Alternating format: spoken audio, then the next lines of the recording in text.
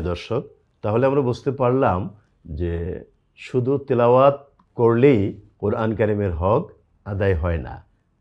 কোরআন কারিম বুঝে বুঝে তেলাওয়াত করতে হয়, পড়তে হয়। আর পড়া তেলাওয়াত এর ভিতরে কিন্তু একটা বড় ধরনের পার্থক্য আছে। মানুষ পড়ে, মুখস্থ করে, ওই পড়াটাকে ধারণ করে না, বোঝে না। আর তেলাওয়াত মানে হচ্ছে বুঝে বুঝে, থেমে থেমে, ওটা নিজের অনুভূতিতে এনে তারপরে সামনের দিকে তেলাওয়াত এগিয়ে নেওয়া। এই তেলাওয়াত করাটা, পাশাপাশি কোরআন কারিম বুঝে বুঝে তেলাওয়াত করা, দুটোই আমাদের জন্য অপরিহার্য। সঙ্গত কারণেই একটি প্রশ্ন আসবে এবং অনেক সময় আমি এই প্রশ্নের সম্মুখীন হই। প্রশ্নটা কঠিন, জবাবটা সহজ। কেমন? প্রশ্ন হচ্ছে, তাহলে কি কোরআন কারিম না বুঝে তেলাওয়াত করলে সওয়াব হবে না?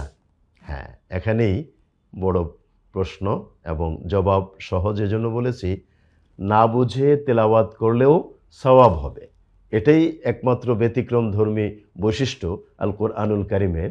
কেউ যদি না বুঝেও কোরআন কারিম নিয়মিত তেলাওয়াত করেন, তেলাওয়াতের বিনিময়ে তিনি অবশ্যই আল্লাহ তাআলার পক্ষ থেকে সওয়াব পাবেন এবং সেই সওয়াবটাও অনেক গুরুত্বপূর্ণ।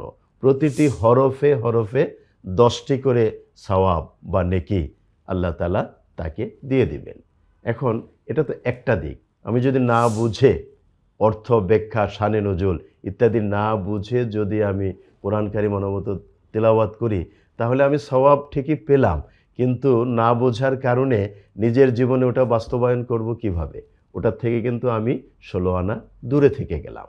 যেমন কোরআন কারিমে বলা হলো আকিমুস-সালাহ, আমি তেলাওয়াত করছি অনবরত, আকিমুস-সালাহ ওয়া আতুজ যাকাত ইত্যাদি, ওয়ারকাউ মা'আর রাকিঈন, এই আয়াত আমি পড়ছি, কিন্তু এর অর্থ আমি বুঝি না। না বুঝলে আমি বাস্তবায়ন কিভাবে করব? এখানে কি বললেন আল্লাহ, এটা আমার বোঝা কেন জরুরি? দেখুন, আল্লাহ তাআলা এখানে বললেন আকিমুস-সালাহ, সলাত কায়েম করো, তার মানে জামাতের সাথে সলাত আদায় করো।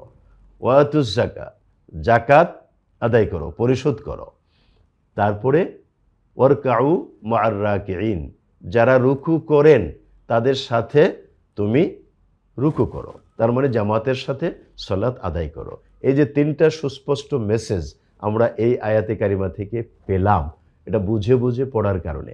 আমরা যদি না বুঝে শুধু তেলাওয়াত করতাম, তাহলে কিন্তু তেলাওয়াতের বিনিময়ে সওয়াব ঠিকই পেতাম, এটা বুঝতাম না। আর না বোঝার কারণে জামাতে পড়া না একা পড়া, ওটা কায়েম করা, একটা হলো নামাজ পড়া, আরেকটা হলো কায়েম করা।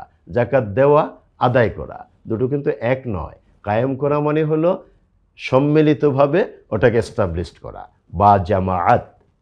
সুতরাং বোঝার প্রয়োজন আছে। এজন্য আমি সবসময় বলে থাকি, এখনও বলছি খুব সংক্ষেপে, আল কোরআনের মোটা দাগে 4টা হক আমাদের উপর আছে। 4টাই আমাদের আদায় করলে 16 কলায় একেবারে ভরপুর। সেটা কেমন? সেটা হচ্ছে, প্রথমত বিশুদ্ধভাবে তেলাওয়াত করতে শেখা, দ্বিতীয়ত বুঝে বুঝে তেলাওয়াত করা, তৃতীয়ত নিজের জীবনে ওটা বাস্তবায়ন করা। যখনই বুঝে গেলাম তখনই বাস্তবায়ন করা সহজ। চতুর্থত, আমি যখন বুঝে গেলাম এবং বাস্তবায়ন করলাম আমার জীবনে, আমার দায়িত্ব হয়ে যায় এটা অন্যদের কাছে যথাযথভাবে উপস্থাপন করা, দাওয়াত দেওয়া।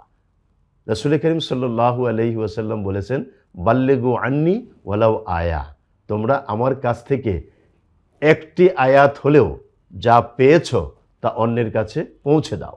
দাঈ ইলাল্লাহর সবচেয়ে বড় দায়িত্ব, আমরা যারা দায়িত্বশীল তাদের সবচেয়ে বড় দায়িত্ব হলো, শুধু নিজের জীবনে বাস্তবায়ন করলে চলবে না। নিজে যখন বুঝে ফেলেছি, নিজের জীবনে বাস্তবায়ন করেছি, এটা বিশ্ব মানবতার কাছে একইভাবে তুলে ধরতে হবে দাওয়াত আকারে, এবং তাদেরকে এটা বুঝিয়ে দিতে হবে, তারাও যেন বুঝে বুঝে নিজেদের জীবনে বাস্তবায়ন করেন। সুতরাং আল কোরআনের 4টা হক যেন আমরা আদায় করতে পারি। আল্লাহ তৌফিক দিন। আমিন। আসসালামু আলাইকুম ওয়া রাহমাতুল্লাহ।